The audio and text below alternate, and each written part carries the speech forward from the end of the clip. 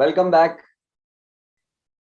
It is interesting, but in marketing parlance, if you ask a marketing manager, the success of a product is usually measured by repeat purchase, right? So when me and Swami Brahmavidananda and Swamini, the organizers, all of us sat down for the Vedic Wisdom Festival to get who will be the list of speakers this year, I think there was a unanimous decision that we should get Dr. Parthasarathy back again this year. So Dr. Parthasarathy, you were a unanimous repeat purchase choice for all of us. Thank you so much for giving us your time. For those who attended last year, I'm sure all of you all will be lining up to listen to him. And for those who don't know enough about him, he is heading the SDJ Ayurvedalaya as a director and chief medical officer. He completed his 6-year Ayurveda training and his course from AVP, a very reputed college, and then did a short-term clinical practice course from IAIM in Bangalore. Then, on the behest and invitation of Pujya Swami Dayananada Saraswati, he became the head of International Training Academy and a hospital of AVP. And he continued teaching in India. And his love for Sanskrit at an early age has made him a Sanskrit scholar. He can speak in Sanskrit, read and write, and he loves, according to his own admission, he loves the language. And even now, through various organizations, he propagates Sanskrit. He has spoken extensively in countries like Brazil, Argentina, Chile, France, USA, and of course, in India as well. That's a very impressive CV. So this is what I did last year. I must tell you, this is the CV that I read out last year and I was pretty impressed.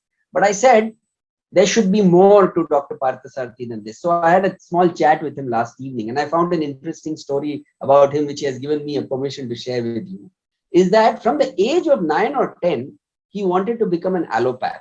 The reason for that, his father is an allopath. In fact, in his family lineage, he is the first active practitioner of Ayurveda. So his father wanted him to become an allopath, and he was very clear in his mind that he wanted to become an allopath. So from the time he was 10 or 12, he was clear he's going to be a physician and he's going to be an allopath. But he started studying Sanskrit also quite early on in his age. And slowly, as he fell in love with the language, he realized that there was a whole medical field attached to Sanskrit. And when he started getting exposed to this medical field that was attached to Sanskrit, he got exposed to the medical stream of Ayurveda. And he found that his proclivity to Ayurveda drew him into it. And he then switched. He did, after his 12th, he did his 6-year course and became an Ayurveda doctor. Of course, his father was quite devastated because he had hoped. His sister is an engineer, his elder brother is a CA. So he was his father's last hope that he will take up allopathy. But he took up Ayurveda. And aren't we glad? Isn't the Ayurveda world glad that Dr. Parthasarathy actually followed Ayurveda? He said something quite interesting and funny. He said that, before I decided to take up Ayurveda, the only thing I knew about Ayurveda was Medimix Sabun. So Dr. Parthasarathy, what a wonderful journey. And we are so happy to have you back, sir. Last year, of course, there were so many questions. I know you answered a lot of the questions even after you went home. This year also, I can promise you, by the time your session gets over, the chat box will be overflowing. But over to you, doctor. And this time he's going to be talking to us. Welcome, Dr. Parthasarathy. And he's going to be talking to us on Ayurveda and mental health. Over to you, sir. Thank you so much. Thank you so much.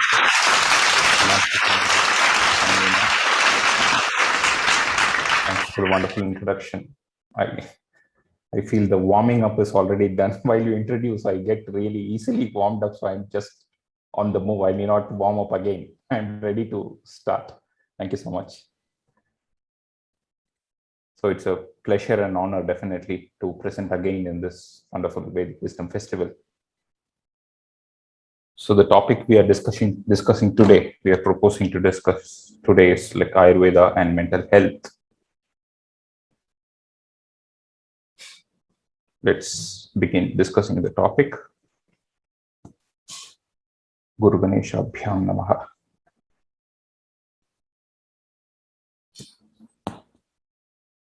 So I think I can directly go into the topic. Considering the paucity of time, I thought of making the best use of the time to share the Ayurveda wisdom of mental health. So I'm directly going into the topic. But this is repeatedly striking my mind that this was a topic that is totally away from the last year's topic. It's a totally different flavor. It's a totally different topic. Last year, it was a general introduction to Ayurveda. We discussed something about Dinacharya, etc.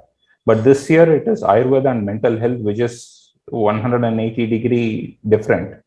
But as I was preparing this topic, and as I completed this topic, I felt that it is nothing but a continuation of the last year's topic. It is a perfect continuation. I would tell that it is 2.0 of last year's discussion, in spite of this topic being a totally different topic. And you will be realizing that in maybe a few minutes or maybe by the end of this section. So I think even last year, I was starting the session with the same shloka. Ragadi rogan satatanu shaktan asheshakaya prasrdan asheshan autsukya moha ratidan jaghana yo purva vaidhyaya namostu tasmai. It is one way a prayer that we begin with. It is the first shloka in the celebrated book of Ayurveda called Ashtanga Hridaya. The first verse opens with Ragadi rogan.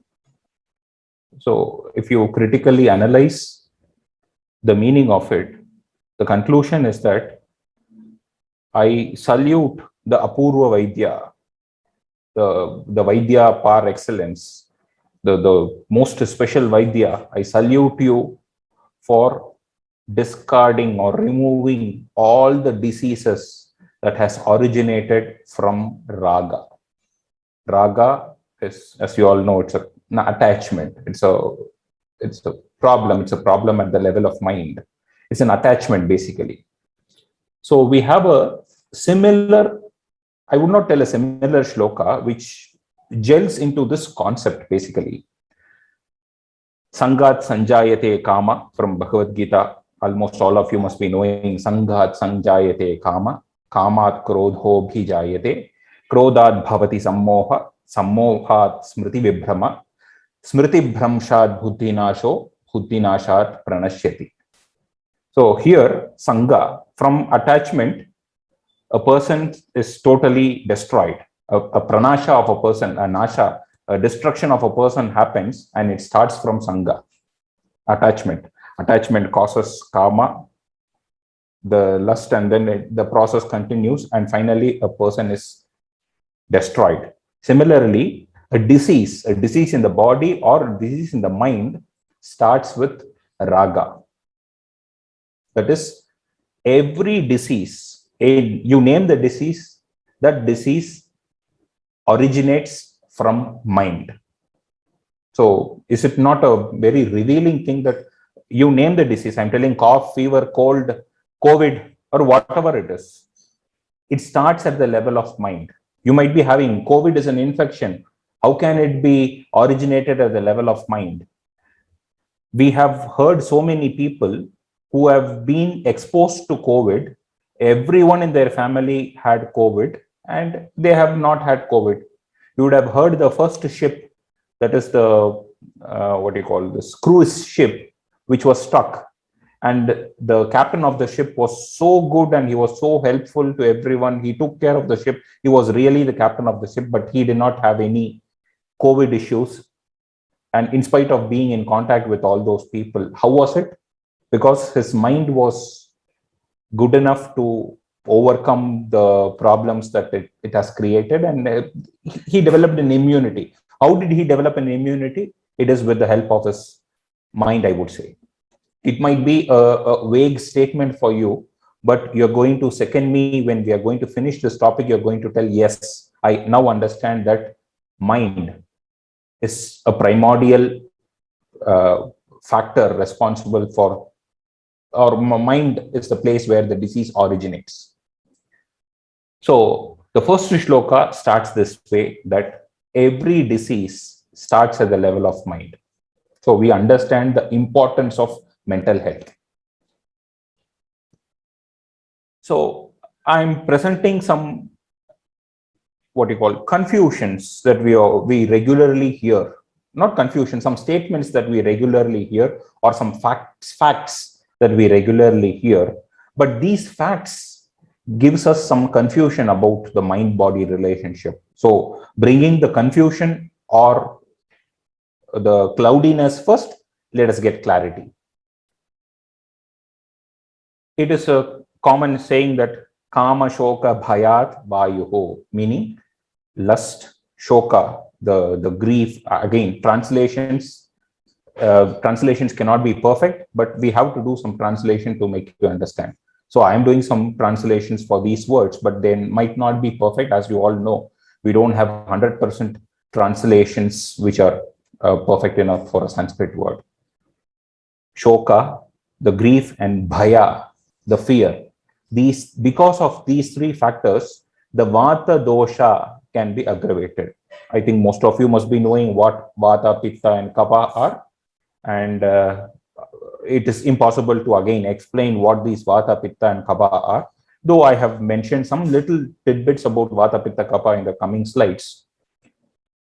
So vata dosha, among the three doshas of the body, which are governing the whole functionality or the whole of anatomy and physiology from an Ayurveda perspective, is vata, pitta, and kapha. Vata, pitta, and kapha are everything that is responsible for health and also for disease. So kama, shoka, and bhaya, the lust, grief, and the fear are the factors, or these three can disturb the vata dosha, meaning one can be diseased because of these three, diseased at a physical level because of three of these kama, shoka, and bhaya. Krodhat pittam, because of krodha, because of the anger, the pitta can be disturbed in the body, which can cause a physical disease or physical problems. When the pitta is disturbed, it can affect the rajas. You will understand what is pitta, how is it correlated with the rajas, etc. We'll be going in detail again. But superficially, being spectators of Vedic Wisdom Festival, I've taken it for granted that you must be knowing what Sattva, Rajas, Tamas is, and so I have made it as an introductory slide.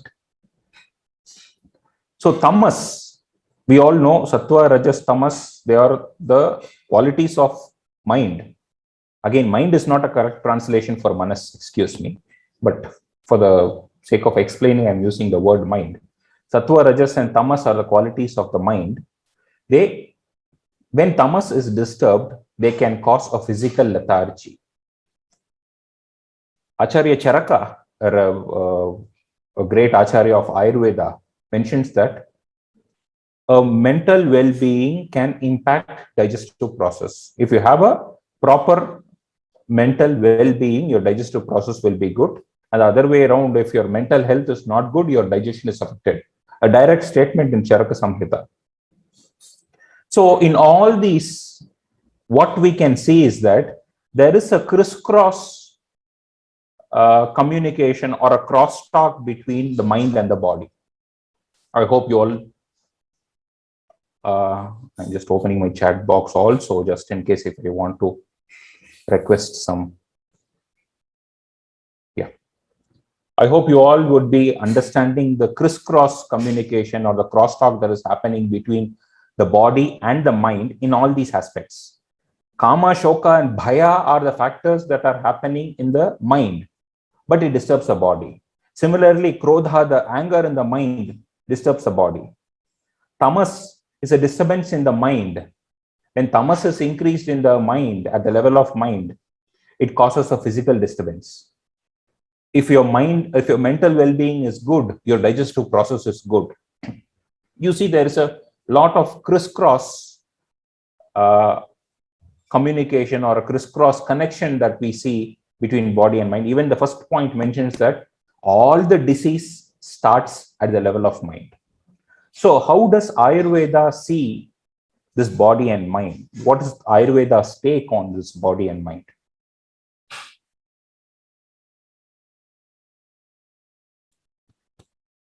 So while Ayurveda is explaining about the relationship between body and mind, a beautiful metaphor is used. Taptajya ghatayo riva. That is a pot, a metal pot, and ajya, ghee. When you pour hot ghee into a metal container, the container gets heated up.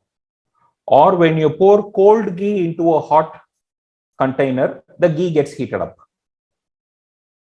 So either way, this communicates there, and that is the heat of the ghee gets transferred to the pot, or the heat of the pot gets transferred to the ghee. So which means that the mind and body, they are not two different entities. It is just a part of one continuum.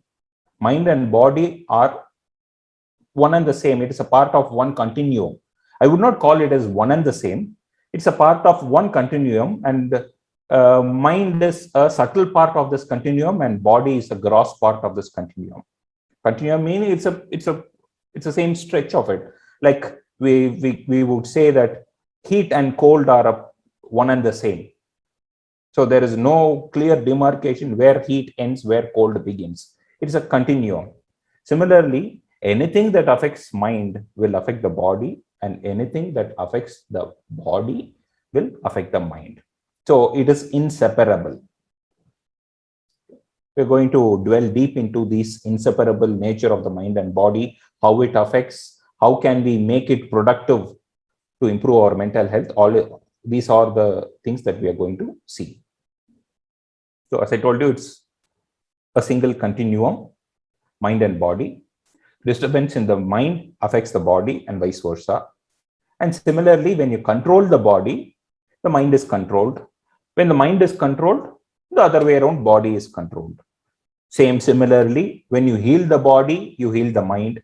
When you heal the mind, the body is also healed. So as I told you, the disease begins at the level of mind. Similarly, a healing process can also initiate at the level of mind. The concluding slides, I'm going to introduce this healing capability of the mind, the healing potential of the mind. Forget about all the medicines and interventions. Let us see what is the healing potential of the mind if a person has a great mental health. So that's going to be the conclusion of this discussion. So with all this crosstalks and the connectivity between the body and mind, one thing is made very clear, that a healthy body is essential for the healthy mind, and vice versa too. A healthy mind is also essential for the healthy body. So how to have a healthy mind? If you ask a direct question, how can I have a healthy mind? How can I improve my mental health? You should improve your physical health. How can I improve my physical health? You can follow the explanations of Dinacharya. That is what we had discussed last year. We were discussing about the common factors which can improve the health of an individual. We were discussing about various aspects of Dinacharya. When to wake up, what to do, how to do, what is the reason behind it, etc. All the know-hows of Dinacharya we were discussing in a short manner last year. Interestingly, the first part or the first point of the Dinacharya is getting up at Brahma Muhurta. I think people who have not who are not present for the last year's discussion can revisit the last year's discussion of Ayurveda. You will be having a detailed explanation about Brahma Muhurta, time, etc., etc. So waking up at Brahma Muhurta is the first advice that we see in the chapter of Dinacharya, or in the context of Dinacharya, I would say. The first advice is getting up at Brahma Muhurta, and there are a lot of things. Brahme Muhurtam Uttishte Swastho Rakshartam Ayushaha Sharira Chintam Nirvartya Krita Shaucha Vidhistataha. Do the purificatory rites, how to take bath, how to brush, what kind of brush, what taste should be the toothpaste or tooth powders, all that we had discussed. So the first point, getting up at Brahma Muhurta, is advised for a healthy life. But how is it going to impact my physical well-being? It is going to, Brahma Muhurta, it's a period of Brahma. Brihdatu, it is to expand. Brahma Muhurta is a period where our expansion of sattva happens. So when you wake up at Brahma Muhurta, your sattva gets expanded. It is helping your mental health. Actually, getting up at Brahma Muhurta is helping your mental health. It is improving your mental health. But inevitably, this improvement in mental health is going to impact your physical health also, because taptajya gatayoriva, mind and body is like just ghee in a pot, in a metal pot. So all that we had discussed in the context of Dinacharya is also useful for one to maintain a healthy psyche or a good mental health. So that is the reason I told you this is a continuation of the previous year's topic. So if you ask me, how can I improve my mental health? I would tell, go back, listen to last year's topic. If you do all that, your mental health is going to be improved, because I'm not just giving a hypothesis. This is the concept of the Shastra, and we are going to understand the nuances of it as we go forward. So Dinacharya, explanations of Dinacharya is not just for mental health. It is not just for physical health. It is also for the mental health. And one simple example is getting up at Brahma Muhurta. I hope the point is clear. So when we try to understand the connection or the continuum of this body and mind, we should also understand the concept of Tri-doshas and Gunas. Tri-doshas, the three doshas of the body, Vata, Pitta and Kapha. Vata, Pitta and Kapha, these three doshas in equilibrium, a person is healthy. When they are in inequilibrium, a person is diseased. When you bring back the equilibrium of Vata, Pitta and Kapha, the person is again back to normalcy or healthy. So health is nothing but the equilibrium of these doshas. Disease is an inequilibrium of these doshas. Treatment is bringing back the equilibrium. So what are these Vata, Pitta, Kapha? Maybe I think we should have one exclusive session. One session is not enough to make a person understand what is Vata, Pitta, Kapha. 100-year-old Vaidya, if you ask him what is Vata, Pitta, Kapha, I'm still learning would be the answer, because it is that vast a topic. So, but you all are familiar being into this community. I think you must be very familiar about, you would have heard at least this doshas, Vata, Pitta and Kapha. And they are not the colloquial. Sometimes we call this sputum that we spit out as Kapha colloquially, but that is not the thing. These are some physiological and even anatomical and physiological concepts of the body, I would tell. And this Vata, Pitta, Kapha is regulating the life. And Sattva, Rajas, Tamas, being into this community of Vedanta community and being a listener of Vedanta Wisdom Festival, I am sure that each and every one of you know what is Sattva, Rajas, Tamas, or at least you would have heard Sattva, Rajas and Tamas. At least in Bhagavad Gita, here and there, you would have heard about Sattva, Rajas, Tamas. What is Ayurveda's perspective of this Sattva, Rajas, Tamas? Sattva, Rajas and Tamas are explained as the gunas of the manas, qualities of the mind. They are the qualities of the mind. Vata, Pitta and Kapha are the attributes of the body. Sattva, Rajas and Tamas are the attributes of the mind. Okay. When we try to understand Sattva, Rajas, Tamas, not just truly from a Ayurveda perspective, but I'm just mixing the whole concept together. Sattvam Laghu Prakashaha. Sattva is responsible for that clarity, enlightenment in the level of mind with complete clarity, knowledge, etc.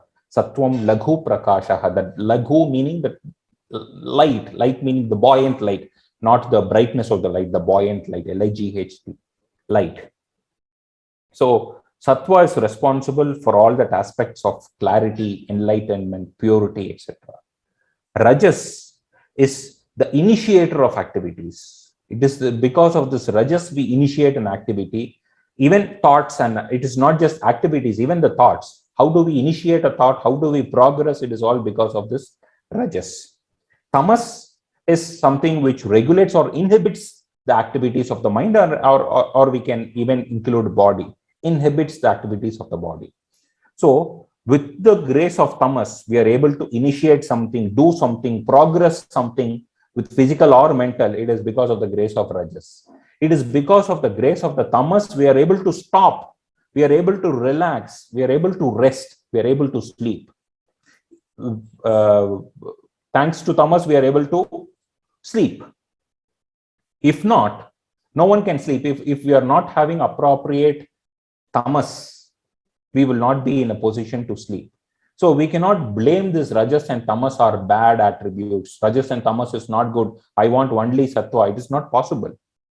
It's a dynamic combination. It is sattva, rajas, and it's similar to vata, pitta, kapha.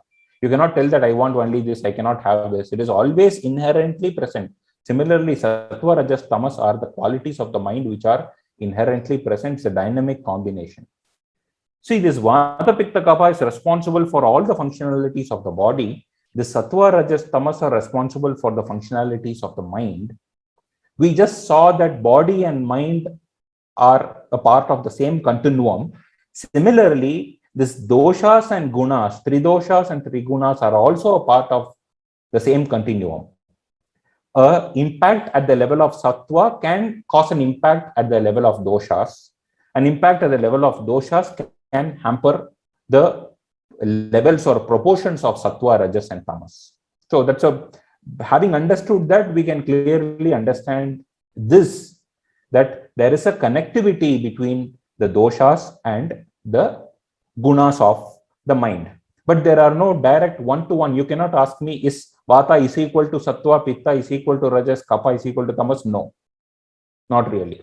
In fact, the qualities of kapha is more grounded. It is more guru. It is Prithvi Mahabhuta grounded. So people believe that when someone has more kapha, he will have more tamas. No, it's wrong. It's the other way around. When a person is grounded physically, his sattva will be good. Kapha person is the person who has more sattva. So there is an indirect, what you call, there is a word, inversely proportional, I would call it, in case of sattva and kapha. So are these rajas and tamas not bad? If you ask me, I would not tell no. Yes, it is. So where is the problem of rajas and tamas? Rajas tamas cha manasau dvaucha dosha udahritau. There are two doshas of the manas. We saw the three qualities of the manas, sattva, rajas, and tamas. There are two doshas of the manas. Rajas tamas cha manasau dvaucha dosha udahritau. There are two doshas of the manas. They are rajas and tamas. So rajas and tamas, when they are overboard or when they are not appropriate, they can cause a dis-ease. They can cause a problem which will affect the mind, and eventually the body is also affected. Okay. So for example, if rajas is not appropriate, if a person has an exaggerated rajas, then instead of motivation, he is hyperactive, he is irritable. All that happens. If a person's tamas is disturbed, instead of inhibiting the activity and resting, you become lethargic. So when the rajas and tamas are not appropriately present or not proportionately is not a correct word, appropriately present, not present in the correct levels, you are at a problem, you are disturbed physically and mentally. Okay. So I have introduced linked the concept of food also as we go forward. So we also understood that this doshas and gunas have the same crosstalk as we found a crosstalk between the body and the mind, because it's a part of the same continuum. This is the most interesting thing. It's very intriguing, actually speaking. Ayurveda mentions rajas tamascha manasau dvocha dosha udahritau. There are two doshas of the mind. What is the treatment solution for these mano doshas? And this treatment solution is not given at the end of Ayurveda. It is given in the first chapter of Ayurveda. Dhi dhairya atma adi vijnanam Mano dosha aushadam param. What is the aushada? What is the medicine for these mano doshas, rajas and tamas? What are the medicines that we can get? How to overcome this mano doshas of rajas, namely rajas and tamas? It is dhi, dhairya, atmajnana. Dhi, the discriminative power, the ability to discriminate what is good and what is bad, to know what is good and what is bad is dhi. Dhairya, the courage, and atmajnana. Atmajnana. What is atmajnana? It is nothing but Vedanta. So in Ayurveda, in the first chapter, we get an introduction about various concepts where sattva, rajas, tamas is also introduced, and immediately a solution for the mano dosha is given at the early first chapters of the text of Ayurveda. And the solution is, one of the main solutions is Vedanta. To get a solution for your mano doshas with atmajnana. So see how it is interconnected, the Shastras. So if a person is having a problem at the level of mind, we can treat the person's problem through the body, and we can interfere. Yes, we can do a lot of things. At the same time, Vedanta can also help you recover, with which I would like to convey that Vedanta can cure your physical problems also, because we just understood that it is one and the same. Taptajya ghatayor. So at this juncture, it is better to understand this concept of body, mind, self. It is like body, mind, and self are like a tripod of a person. And here, mind is an interface between this body and the self. The mind projects the self through the body. So mind is not an individual entity. Mind is not perceivable. It is anutvam and nekatvam is explained as the properties of mind. Anutvam, it is so subtle that you try to pinpoint or you try to focus on the mind. The next second, you don't know what is mind and where is it. You cannot focus or pinpoint or locate, or you cannot isolate your mind to study, or you cannot isolate your mind, treat and keep it back. It's a what do you call it? It's a unit where the mind is so subtle that it is a connection between the body and self, or it's an interface between the body and self. The self projects through the body with the help of the mind, which is a medium. So unlike the olden modern concepts of mind and mental health, you'd have heard about this Descartes' famous saying, "I think, therefore I am." But from an Ayurveda perspective, or from an Indian Shastra's perspective, I am, therefore I think. So mind takes a first place there from a Western point of view, but it is the self that takes a bigger role. And this is the reason in Ayurveda, you don't see a full dedicated concepts of psychology in Ayurveda. However, the concept of mind, there are a lot of debates about mind, the aspects of the mind, the expressions of the mind, etc. All that is debated and discussed, but you don't have a big amount of psychology being discussed in Ayurveda, but we have a huge amount of psychiatry being discussed, and I've mentioned about this in the later part of the session.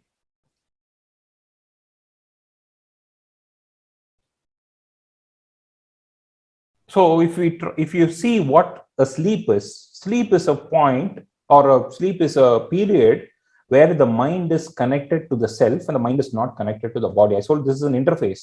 During the day, the mind is hooked to the body so that we are able to perceive all that is happening around us. And we are registering, of course, with the help of cognition happens with the help of the self, but perception or experiencing happens with the help of body. The mind connected to the body helps to perceive things, but cognition is the mind connected to the self. So when the mind is connected to the self, we are sleeping, I would tell meditation is a little expanded concept of this. So this, when the mind is connected to the self and when a person is sleeping, that is the time where, as per Ayurveda, a maximum amount of repair, a self-repair is happening. So having a good night's sleep is not just good for the mind, it is also good for the body. And there is a time frame, as we discussed this in the last year's session. We cannot take it for granted that I need 7 hours of sleep. No matter when I sleep, I need 7 hours of sleep. No, you will not be, the self-repair will not happen properly. There is a time dedicated and designated for us when to sleep, etc. Because nature dictates when to sleep. We cannot defer nature and sleep whenever we want. For example, from a tantric tradition, the yamas, the different yamas are named. The yama between, I think you must be knowing the yama, the time frame yama. The time frame between 10 a.m. and 2 a.m., sorry, 10 p.m. and 2 a.m. is called as Kali yama. The time frame between 2 a.m. and 6 a.m. is called as Saraswati yama. 2 a.m. and 6 a.m. is the Brahma Muhurta period.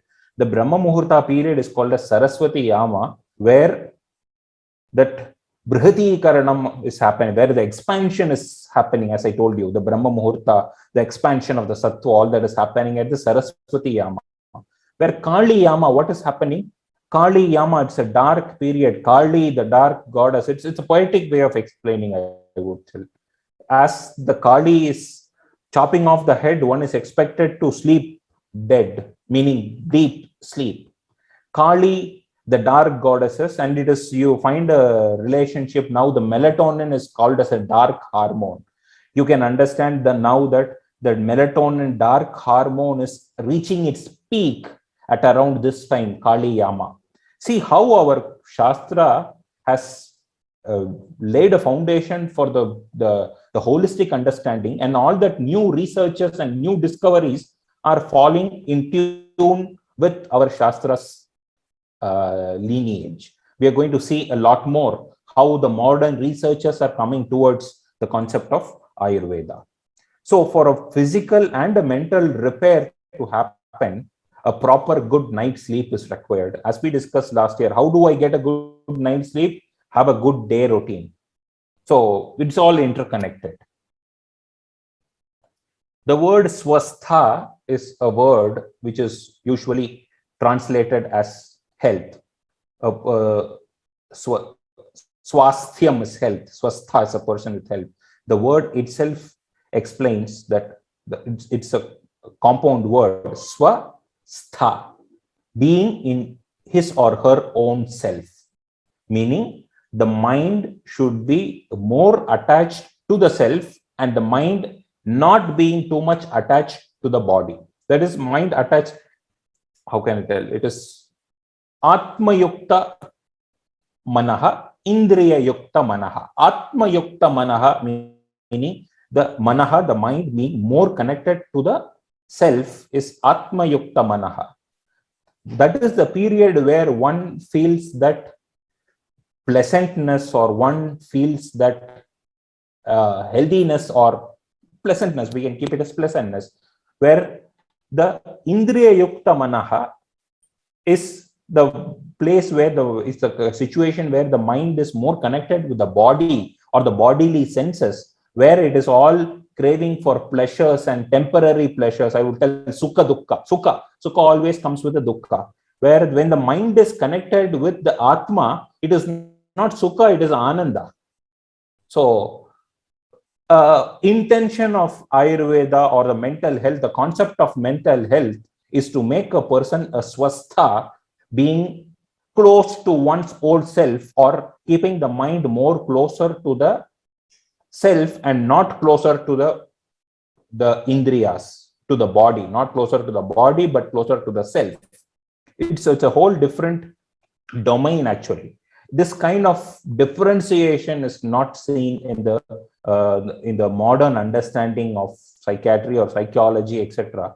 Mind is more understood from the level of body. when we try to understand the mind from the bodily level, we really understand the shadow of the mind. We don't understand the mind proper. To understand the mind in a proper sense, the mind should be understood at the level of the self.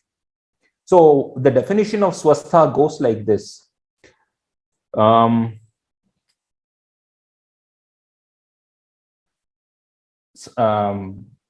Samadosha, samadhatu, samagnischa malakriyah, prasannatmendriya manaha, swastha ityabhidiyate.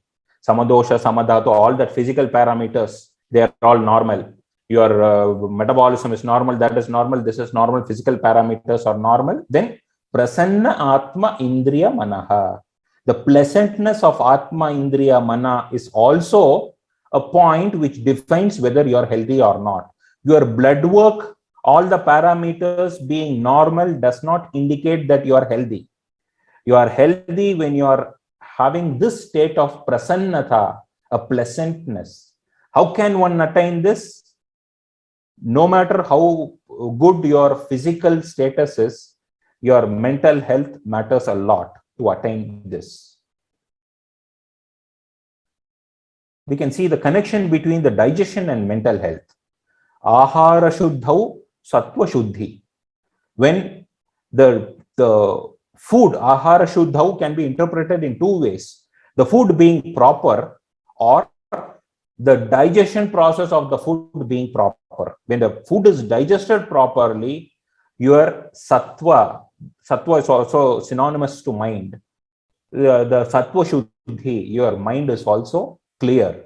When the mind is clear, the sattva is enhanced, and hence this synonymous word is used in this context.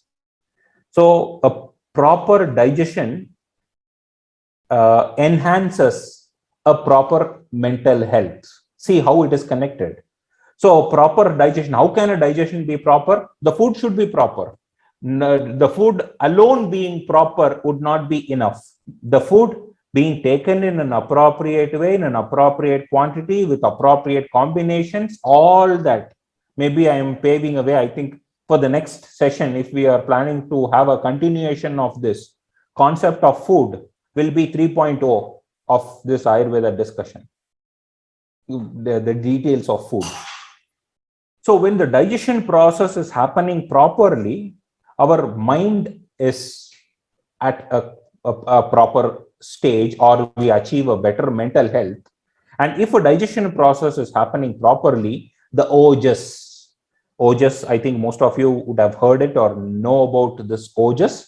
This ojas is produced properly. Ojas is an essence of life, or the essence of digestion also. Essence of the proper digestion is ojas. When the ojas is produced properly, it contributes to the pleasantness of the mind. When the ojas is not produced, the pleasantness of the mind is not there, meaning you are not healthy. So you can see the direct relationship between the digestion and mental health. So digestion, food also matters, and hence we see a direct information or a direct relationship nowadays, people making about sattvic food, sattvic food, sattvic food. Sattvic food, it is not a label to some food. A food that is helping you from an Ayurveda perspective. If you ask me what a sattvic food is, and by the way, Ayurveda does not brand a food, this is sattvic food, this is rajasic food. No, Ayurveda does not brand a food. Excuse me. The so-called rajasic food, like onion, garlic, or tamasic food that is being I don't know how they categorize it. This onion, garlic, however it is categorized, sattvic or rajasic. If this onion and garlic can help a person's digestive process, that can be sattvic for him from an Ayurveda point of view. I'm not talking from a spiritual point of view. I'm talking from an Ayurveda point of view. I don't promote onion and garlic, by the way. I'm just bringing the bigger picture. I'm showing the bigger picture to you. So this is the reason, this direct relationship between the digestion and the mental health is the reason for this concept of sattvic food, rajasic food, and tamasic food getting popular. I would tell maybe it's a shortcut way to understand this connection between the digestion and mental health. So what is our advice? What are the, not my advice, what is the Shastra's advice for achieving a better mental health? One of the important aspects that we can see is to have a well-developed pragna. So we have to understand what is pragna. At the same time, we have to understand pragna aparada mentioned in the Shastra, Ayurveda Shastra. Pragna aparada, wrongdoing or a wrong execution of the pragna. So what is pragna? Dhi, dhriti, smriti, all these three faculties together, it is called as pragna. Dhi, the discriminative power. Dhriti is a capability to choose what is good and what is bad is dhriti. Smriti is the memory or the remembering attitude or the capability to remember what is good or bad. So, Dhi, Dhriti, Smriti together as a unit, we call it as pragna. So, what is pragna? Aparada, Dhi, Dhriti, Smriti vibrashtaha, karma yat kurude ashubham, pragna aparadam, tam vidyat, sarvadosha prakopanam. So, when this Dhi, Dhriti, Smriti is not appropriate, not properly executed, when the Dhi, Dhriti, Smriti of a person is not right, then it causes sarvadosha prakopanam. All doshas are disturbed. Doshas meaning vata pitta kapha. All the doshas are disturbed, meaning you are going to be diseased when your Dhi, Dhriti, Smriti are not proper, as a unit are not proper. So here it is not just enough that when you know what is good and what is bad, I know what is good, I know what is bad. I know to differentiate what is good and what is bad, but that doesn't help you unless you execute that or you bring it into action. I know this is good and hence I am not doing it. That is the point where you get the benefit of knowing what is good and what is bad. There comes the importance of dhriti. So it is just, Dhi is just knowing what is good and bad. Dhriti is the execution of what we know. I should do good here and not do bad here. That's an executive capability, capability of execution. And smriti, one has to remember what is good and what is bad. So this contributes a unit. So it is not just enough to know what is good and what is bad. We have to act on it, and so we should also know about this. In short, this pragna, having a well-developed pragna, is leading a life with complete awareness. Like how to lead a life with complete awareness, you have heard about it in the first session. You are yet to hear about it in the continuation of this Vedic Wisdom Festival, and you are going to hear about this in all the coming up Vedic Wisdom Festivals. So you see the connectivity here. So pragna aparada, when one does not follow this Dhi, Dhriti, Smriti, when the Dhi, Dhriti, Smriti are vibrataha, when they are distorted, sarvadosha prakopanam, a person is destroyed. Just as we saw the shloka from Sangat Sanjayate Moha, Sangat Sanjayate Kama, and finally we see that Buddhinasham.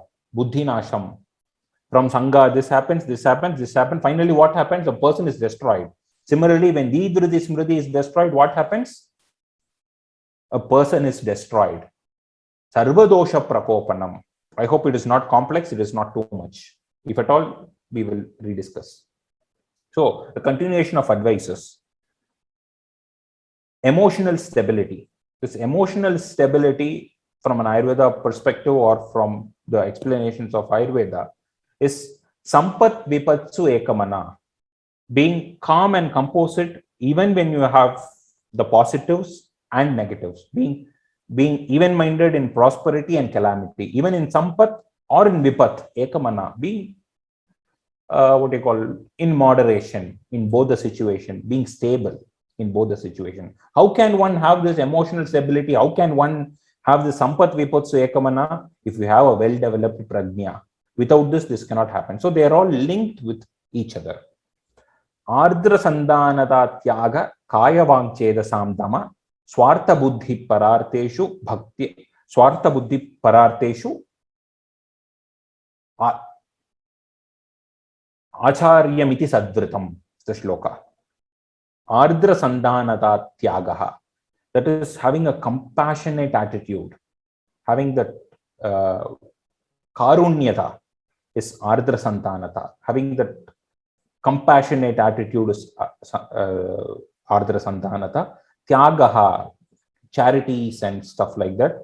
Kaya Vakcheda Samdama, having control over our Kaya Vakchetas and Chitta. Kaya, the body, speech, and our thoughts, having a control over it.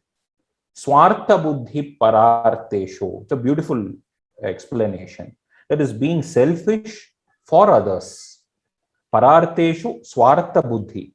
Being selfish for others is it's an unbelievable advice. How you can, we will all be selfish for us, but be selfish for others. Selfish for others. It's an amazing advice. It's the best way of what you call philanthropy or something like that. Swartha Buddhi Pararteshu. These can be the best sadvrita, the best way of leading our life, which can help us in attaining the mental health that we aim at from the level of mind, from our actions, through our actions and through our way of living, in addition to whatever we have discussed before. Bhaktya Kalyana Mitrani. See how we have to behave with others. Bhaktya Kalyana Mitrani Sevete Tara Duraga. That is, with your known people or the good people, with your friends, our behavior should be so humble or not humble, respectful. Have a respectful relationship or a close relationship or a kind of a relationship with the person who you know. Sevetetara duraka. Others, keep them at a distance. So this is how we keep our, that is keeping unwanted people in our close proximity and complaining, getting irritated, and that leading to the disturbances of the mind, then leading to the disturbances of the person, and totally the person is destroyed. So these are all simple tips. We have thousands and thousands of tips from the Vedanta perspective, but how does Ayurveda incorporate or inculcate? That is the intention of this topic. So a gist of what we have seen, what are the attributes of mental health as explained in Ayurveda? A well-balanced and a pleasant state of mind. We understood what a pleasant state of mind is. A well-balanced body. We understood what the relationship is. Being cheerful and gracious. We saw the various dimensions of it. Sleep, a good sleep. Well-balanced mental faculties. We saw that in detail. A pleasant and an active state of sensory attributes. Having a good functional sense attributes. Control over, having a good control over Dharaniya Vega. Ayurveda talks about this Dharaniya Vega, Adharaniya Vega. Dharaniya Vegas are the urges that one has to control. Kama, Krodha, Bhaya, Irshya, Shoka, etc. There are Adharaniya Vega, the Vegas or the urges which you should never control. Vata, Vin, Mutra, Kshavatrit, Kshudam, Nidra, Kasa, Shramashwasa, Jirmba, Ashru, Chardi, Redasam. Like feces, urine, flatus, burps, sneeze. These are all the urges which you should never control. You have to attend to it immediately, but these are the urges where you have to control. Mind not getting excessively afflicted with adverse events and the ability to adjust with such things. That is Sampat Vipat Suekamana. So this mind not getting excessively afflicted, having Sampat Vipat Suekamana, having moderation or having stability, even in the extreme situations, makes us, gives us the capability to cope with the external problems. I've heard once Pujya Swamiji also telling that you cannot avoid the problems that the outside environment creates us. You cannot go and correct all the problems. You have to be equipped to handle those problems that are being that have been created to you. How do I do that? How do I get that capability? You have to get a framework of all that we have discussed. So when it comes to Ayurveda treatments for mental problems, Yukti Vyapashraya Chikitsa, not for mental problems, even for the physical problems, there are three lines of approaches. The three dimensions of treatment. The three dimensions are Yukti Vyapashraya Chikitsa. Is the common place or the common type of treatment where we use the rational or the Yukti, where we give some medicine, we give some do's and don'ts, do this, don't do this, take this medicine, eat this food, don't eat this food, where you use our Yukti to address the problem. But there are different types of approaches. Sattva Avajaya, I'm sorry for the spelling mistake. Sattva Avajaya Chikitsa. Sattva Avajaya Chikitsa is a treatment where we control the mind. At the level of mind, the treatment interferes. This Sattva Avajaya is an aspect where the yoga can jump in, or yoga can take charge in the Sattva Avajaya treatment aspects. Daiva Vyapashraya Chikitsa is a treatment where the mani, mantra, homa, upahara, niyama, prayaschitta, upavasa, all these aspects, the gems, wearing the gemstones, homa, doing the rituals, all this comes in the Daiva Vyapashraya Chikitsa. I hope you all must be knowing the celebrated text Charaka Samhita while explaining Jwara. Jwara is not just fever, it's a bigger entity.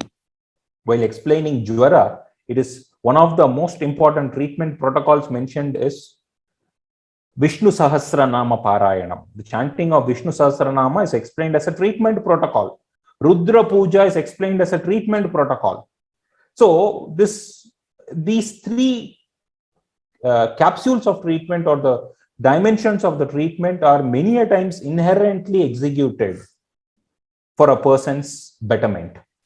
And in the branch of psychiatry, actually, Ayurveda has 8 branches.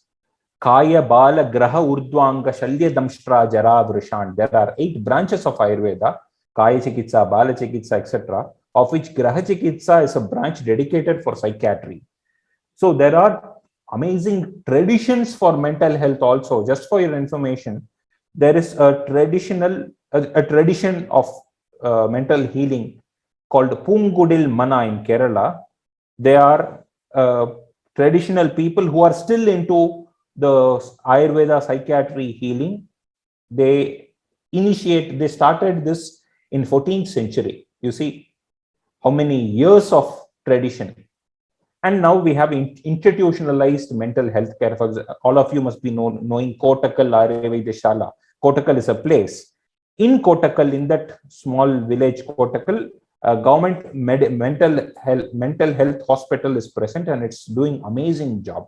So institutionalized Ayurveda psychiatric care is also available exclusively with Ayurveda, and they do wonders in Ayurveda psychiatry. And psychiatry is an area where all these three should be inherently present. Yukti Vyapashraya, Sattva Vajaya, Daiva Vyapashraya, all three should be inherently present in the treatment. So the current practice, that is the modern practice of psychiatry, is the study of the mind through the body, and all the treatment approaches are like the inhibitors, etc., the psychotropic drugs are either to tranquilize the mind or hyperactivate the mind.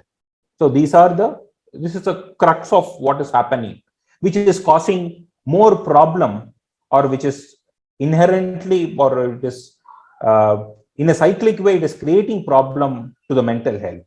But Ayurveda understands the mind through the consciousness, and the approach of Ayurveda is to liberate the person from the disease, not from the psychological diseases, but from the physical diseases which are inherently associated with this. So the healing potential, I think I'm finishing. I'm taking 2-3 minutes more to finish the topic. The healing potential of the mind, I told in the beginning that I'll be discussing about the healing potential of the mind. You all must be knowing what a placebo is. Placebo is the fake medicine. That is, if they are doing a research, if they're doing a clinical trial, they will be introducing a drug. After spending billions and millions of dollars on drug research, they will try on cats, animals, all that process will be over. They will be coming for a clinical trial. There will be administering the main drug.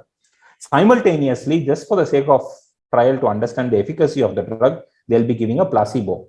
That is an empty capsule or a water being injected just like that.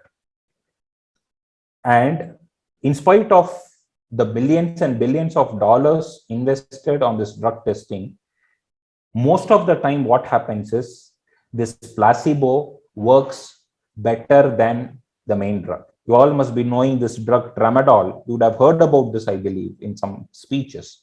Tramadol is one of the great painkillers. There were 3 researches happening in 3 universities, simultaneously in 3 universities, one in US, Australia, and somewhere else. Simultaneously in 3 universities, they were trying to test the efficacy of tramadol. All the 3 places, people were divided. Few of them were given tramadol, and few of them were given tramadol in the name of simple drug. They were not told that they were given tramadol. The other group, they injected water and they were told that they were given tramadol. And interestingly, although in all the 3 countries, all those people who were injected with water, distilled water or the saline water, and who were told that they were given tramadol, had more pain relief than the people who were actually given tramadol, but not disclosing that it is tramadol. So you can understand the healing potential of the mind. So there is we have heard a great person mentioning that placebo is the best medicine available on earth because it is the most tested medicine on earth, because in every clinical trial, placebo is there. So this justifies that healing can be initiated through the mind. And all that Vaidyas or doctors, all that we have to do is to create a platform for the healing to happen. So we can understand the importance of this mental health and the capability and the potential of this mental health, even in healing when a person is not in a correct stage. So as I told you in the beginning of the session, I told you that I'll be showing a point where the modern researchers are coming closer. We were discussing about the sattva, rajas, tamas, the 3 doshas and the 3 gunas of the mind and the intercorrelation between them. The modern researchers are talking about something called PNEI axis, psycho, neuro, endocrino, immunology. It is nothing but the conglomeration of the 3 doshas and the 3 gunas. The 3 doshas are neuro, endocrino, immunology. Neural attributes are taken care by the vata, endocrino attributes are taken care by the pitta, the immunological attributes are taken care by the kapha, and the psycho attributes are taken care by the sattva, rajas, and tamas. We understood the crosstalk between these doshas and gunas, and the modern researchers, just few years before, they're coming up with this concept of PNEI axis. They are told that they're all parallel. Anything happening at any level can influence the other factor. A psychological thing can impact a neurological function, it can impact an endocrinological function, it can impact a immunological function. This is the point I told you. Even COVID can happen at the level of your mind, because the recent researches from a modern perspective also proves that. Okay, thank you for the time. And I think I'm just 5 minutes late, but still I'm open for questions and answers. I hope it was not too much. It was not too technical, I suppose. No, it wasn't, Dr. Parthasarathy. Even I understood most of it, so it can't be technical. So thank you so much, Dr. Parthasarathy, for a wonderful talk on Ayurveda and mental health. Like I guessed, we have some questions, but being the host of the show, I'm going to take advantage of one of my own questions. Yes, please. First, which is that it's been a tough year for most people across the world this year, right? And the agony and the pain has been real. The agony and pain could be the loss of a near and dear one. It could be loss of a job. It could be a salary cut, all of which, and it could be the overall depression that has gripped certain nations, certain communities, because of what's happening around them, certain areas lost a lot of people and stuff like that. It's real. It's not, what I'm saying is not completely in the mind. These are real things that happened in the world. I'm talking True. about the pandemic. True. Did cause a lot of infection, and it caused what we call, the modern day people call, depression, right, in the minds of a lot of people. Now that these causes were real, they were not, imagined causes. True. So what is it, I mean, how do you, my question is, when you are faced with this kind of a onslaught one after the other of various things happening in society around you, nothing seems to be going right, everything around you seems to be collapsing, you've lost your job, you lost somebody in the family, it's tough to then tell yourself, no, it's all in the mind. It's difficult to tell yourself at that stage that no, so how do you understand my question? How do you handle something like this from a Ayurveda standpoint? Yes. So I have two answers for this. One, you told one aspect that this problem has created havoc in every living being. So because of this virus had got a beautiful playground to mutate itself. We saw Delta, Lambda, and now we are in Omicron. So it had so much of mutations and the capability to mutate and capability to still stay so active. They told that Delta had 8 mutations. The Omicron has 21 mutations, it seems, in its spikes.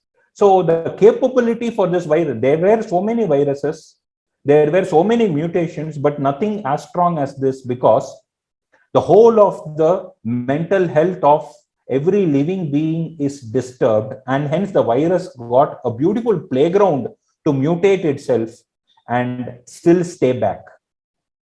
So I would put our lockdowns and our sufferings as one of the reasons for the virus to be still active, mutate itself, and still continue to create more agony and pain. This is one of my answers for your question. Number two, we have, yes, I agree to your point that every one of us have suffered in one or the other ways. Every one of us are exposed to different kinds of sufferings in one or the other ways. But how are we going to, as I told you, we are definitely at the exposure of all the sufferings, but how are we going to handle this suffering? A person who had a well-developed pragna, who had a proportionate doshas and gunas, had handled the situation in a better way, and a person who did not have that got hospitalized and who even lost his life. We have seen people who had a severe infection still maintained at home, recovered well. We have seen people who had a very minor infection lost their life. I would definitely tell that the difference of this expression of the disease is because of the differences in their mental health. Thank you, doctor, for a wonderful explanation. I agree about the mutation of the virus, that we allowed it to happen, I guess. True, in many ways, by giving it a wonderful playground. And I love the word playground that you use for the virus. There's another question here from one of our listeners. Yeah. They're saying, what is the connection between our doshas and our Agni Balam? Does the increase of any dosa immediately affect our Agni? And what are the symptoms of having a healthy Agni? Okay. So many times there is a misunderstanding or a merging of concepts between Agni and doshas. It would become technical. If there are some technical people who are here, they will understand. If you are non-technical in terms of Ayurveda, you might get confused, but still I'll give my explanation. There are 3 doshas, Vata, Pitta, and Kapha. We have similarly subcategories of doshas. Most of us must be knowing Prana, Udana, Vyana, Apana, Samana are the 5 categories of Vata. Similarly, there are 5 categories of Pitta, 5 categories of Kapha. One of the categories of Pitta, Pachakagni, it is responsible for the digestion, and that is called as Agni. Pachaka Pitta, the one of the 5 categories of Pitta, is called as Agni. So your normalcy of doshas means your Agni is proper. If your doshas are at imbalance, your Agni is also at imbalance. And the worst thing is that if your Agni is not proper, your digestion is not happening properly, your replenishing of the doshas is further disturbed, and hence your health is disturbed. It's a cyclic process. It's a vicious cycle. Your health, your doshas are disturbed, your Agni is disturbed. Your Agni is disturbed, and hence the doshas are furthermore disturbed. It's a vicious cycle. So getting out of the vicious cycle, it's not a rocket science. A very simple change in our lifestyles can also do it. But those who fail to do that small adaptations and lifestyle and stuff like that fall prey for a bigger treatment or a bigger disease. Another question we have is, does the ideal Tridosha Triguna proportions change over a lifetime or vocation of an individual? When we talk about over ashrama or varna of an individual, does it change? Yeah. The Tridosha Triguna portions. So actually speaking, the prakriti of a person, people many times misunderstand the concept of prakriti. There is something called prakriti, there is something called vikriti. Prakriti is a proportion of doshas with which we are born, and it is with the same proportion we die. You cannot tell that when I was a child, I had an increased kapha. When young age, I had an increased pitta. When I got old, I got increased vata. So I was a kapha prakriti in the childhood, pitta prakriti in the mid age, and vata prakriti in the old age. Is a common statement that we hear. If this can happen, then you are a super person. Your prakriti cannot change. What changes is a vikriti. Prakriti is going to be static throughout your life. Your vikriti changes. That is the reason in childhood you have all that innocence, love, chubbiness, etc. The same innocence goes into arrogance at pitta. The same arrogance and intelligence goes to forgetfulness, to the extent of forgetting their own names in old age. So all the changes that happens due course in our life is vikriti, whereas the prakriti doesn't change. You cannot change your prakriti, but when we see from the mental health perspective, you cannot change the person you are in terms of your prakriti, in your genetic makeup. You cannot change your race. You cannot change your the way you are. You cannot change, but you have a capability to change the expressions of the mind, the way your mind behaves. That can change the individual you are. Did I answer the question? Should I answer it in a different way? No. I think that was pretty clear about whether the prakriti changes or the vikriti changes. I think well put, that the prakriti doesn't change, but your vikriti can change as you go along your life cycle. Yeah, thank you very much. One last question before I ask Swamini and Swamiji to weigh in with their comments. You said that you shouldn't directly equate Rajas, Tamas with Pitta and Kapha and all. But there is a question which says, is Kapha related with Tamas? I mean, it is not a direct, I know it's not an equal to, but is it related to Tamas, and can you explain that a little bit? Yes. See, Tamas is an attribute of Gurutvam. Tamo Guru Avarakaha. Tamas, if you see the definition in Sankhya Karika, Guru Avarakaha. That is, it is Guru, it is heavy, it is enveloping. That is the reason with excessive tamas, you get this lethargy, you get this enveloped nature, you get clouded with tamas. If you see the aspect of kapha, kapha is also Guru. Kapha is Guru, heavy. Kapha, all the aspects of Snigdha, Guru, Shita, all the aspects of Kapha, the properties of Kapha and properties of Tamas almost correlate. But that doesn't mean that a person who has an excessive Kapha will have a reduced excessive, a person who has excessive Kapha will have an excessive Tamas is not the ideology. A person who has an excessive Kapha is a grounded person because a person who has an excessive kapha has vata and pitta in good balance, meaning that he is in a better shape of health and his sattva is much better. And that is the reason a kapha prakriti has a very good sattva when compared to the vata and pitta prakriti. Thank you. Thank you so much. I'm amazed. I mean, we met last year and you spoke with equal clarity last year also, but I think this year it's even more clear. Your thoughts are so clear and you're so definitive about your knowledge. It's quite amazing, Dr. Parthasarathy, and it's such a pleasure to have you again. I will now first invite Swamini to say a few words and thank, and then we will finally hand over to Swamiji to say a few words. Swamini. Yeah, as always, it's very elevating to listen to Parthasarathy ji. It's almost like everyone would want to rush to enroll for the next Ayurveda course, because we realize, how much things are in balance and how much things are not. I also think what is very beautiful about featuring Ayurveda in the Vedic Wisdom Festival is to see the interconnection between the different disciplines within our Shastra.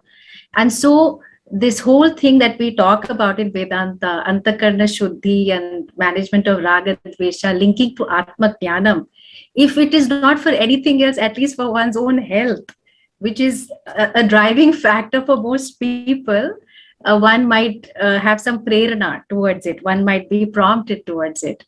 So bringing in that beautiful interconnection that already exists in the Shastra, but you have made it so much more explicit and with lot of practical tips. So we are very grateful to you as always.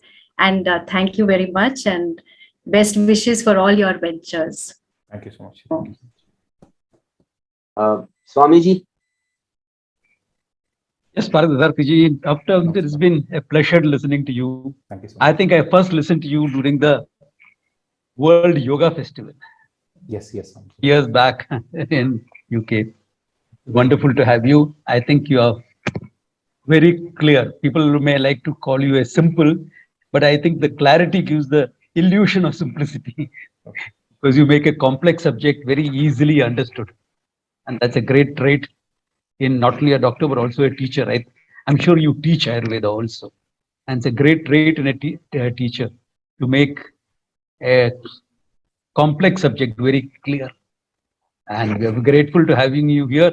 I think you will be a feature next time also. Thank you so much. Thank you for responding to us so readily. And thank you. Oh, thank you so much. This is called advance booking, Dr. Parthasarathy. This is called advance booking. But thank you. Honestly, Dr. Parthasarathy, again, like last time, extremely clear, simple. And when you say it the way you say it, it looks like everything is in our control. Like you rightly said, what we eat, how we live, what we think, how we handle our mind, it all seems to be in our own control, the way you put it, which is quite amazing. Thank you, sir. Thank you so much for your time, effort, and all the best. And we will definitely see you next year. Thank you so much. Pranams to everyone.